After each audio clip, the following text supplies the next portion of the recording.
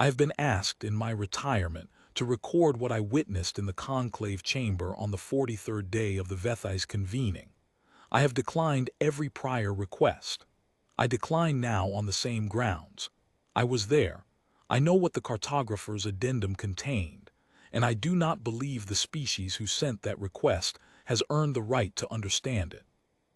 But I am old, and the records officer who handles my estate has pointed out that if I do not write it myself, someone less careful will write it for me after I am gone.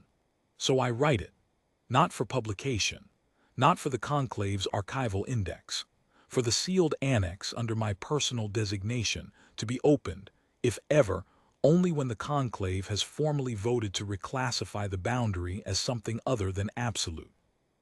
I do not expect that vote in my lifetime, or in the lifetime of any junior delegate currently serving. I will begin with what we believed we knew. The conclave convened because the border analysis team of the Third Vethai's Compact had completed an 18-month engagement survey. They had done the work honestly and at considerable cost. 11 observer-class vessels stationed at the outer edge of the buffer corridor, instruments running, collecting data on human space across a range of frequencies and modalities. The survey team had lost 2 of the 11 vessels, both to navigational failures that the team attributed to the corridor's well-documented interference patterns, and neither to any directed action from across the boundary. That itself was noted as significant. 2 ships lost, and nothing on the other side appeared to respond or take interest. The conclave's preliminary reading was cautiously optimistic. The boundary was passively maintained. Human space did not pursue.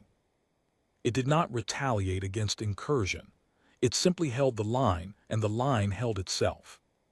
The analysts had assembled from the survey data what they believed was a reasonable threat taxonomy. 17 distinct categories of human weapon systems identified, cross-referenced against known engagement records from the older archive files, yield estimates, delivery vectors, response time windows. The taxonomy was thorough enough that 2 of the Compact's senior weapons scholars had provided formal attestation. This was, to the best of available knowledge, an accurate accounting of what human space could bring to bear. The conclave had that attestation in hand when the session opened. I remember the mood in the chamber, not confidence precisely, but the settled feeling of a problem that has been correctly sized. We believed we understood the dimensions of the thing. The session chair presented the taxonomy over the first hour and a half. 17 categories, annotated, each one with a corresponding entry from the archive files where it had been observed in use. The conclave asked its questions and the analysts answered them. By the midpoint recess, I had the sense that we were moving toward a controlled recommendation, a formalized engagement doctrine to replace the old prohibition, not aggression. No one was proposing to move against human space unprovoked. But the old prohibition had always been rooted in fear and in the absence of information. We had information now. The conclave's instinct, mine among them, was that a doctrine based on data was preferable to a prohibition based on silence. Then the junior cartographer asked to present his addendum. His name was Vor. He was 31 years old. He had been assigned to the survey team late, filling a vacancy, and his primary task had been positional logging, recording the survey vessel's coordinates in relation to the boundary markers across the full 18 months. It was administrative work. It was not the kind of assignment that produced conclave-level findings. He should not, by any normal accounting, have had anything to say that the senior analysts had not already covered. The session chair allowed the addendum as a courtesy. Vor had been doing something the senior analysts had not. He had been examining not what human space deployed, but when. Not the weapons systems in the taxonomy, the yield, the vectors, the response windows. He had been looking at the sequence, the order in which human space introduced each category of response across the 18 months of observation. He had mapped it. I will not describe what the map showed in any detail that could be reconstructed. I will say only this. The 17 categories in the taxonomy were not a complete inventory. They were an ordered sequence. Each one had appeared in the data record at a specific interval, in a specific relationship to the preceding one, and the progression followed a logic that Thesson Vore had been able to partially model. He was 31 years old, and he had modeled it with what he admitted was incomplete data, and the model had a terminus. The 17 categories were not the whole of what human space could bring. They were the first layer, the outermost ring, the part of the capability set that human space had chosen to make visible to the survey instruments. The model projected what would follow the 17th category if the sequence continued. Thesson Vore did not read the projection aloud. He transmitted it to the session chair's display only, and the session chair read it, and then the session chair called a recess without explanation. The recess lasted 4 hours. When we reconvened, the session chair moved directly to a vote on the engagement doctrine recommendation. There was no further presentation of the taxonomy. There was no further discussion of the 17 categories, or the yield estimates, or the response time windows, or the attestation from the weapons scholars. There was only the vote, and the vote was unanimous, and the recommendation was not the controlled engagement doctrine that the conclave had been moving toward when we broke. The recommendation was this: extend the buffer corridor outward by 11 sectors. Reclassify every boundary marker within the new perimeter as a primary prohibition zone.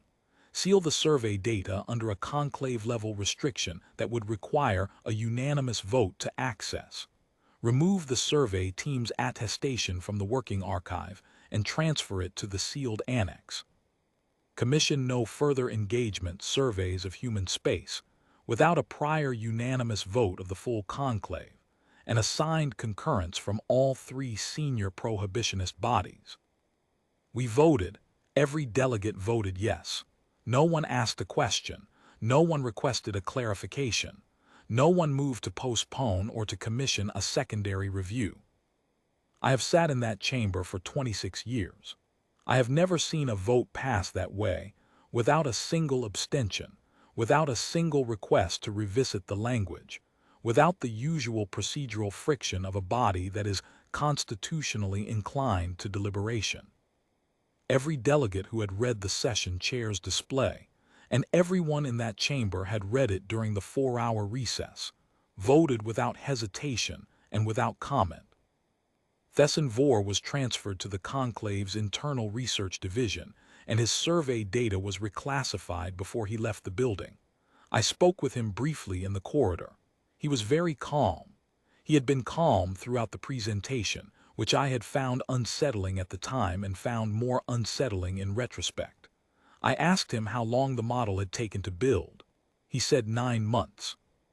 He said he had spent the first 6 months believing he was making an error somewhere, because the output was not possible, and the last 3 months confirming that he was not making an error. I asked him if he had told anyone on the survey team what he had found before the session. He said he had mentioned it to the team's senior analyst. He said the senior analyst had looked at the first 3 steps of the sequence and the projection and had told him to include it as an addendum and not to discuss it further until the conclave had seen it.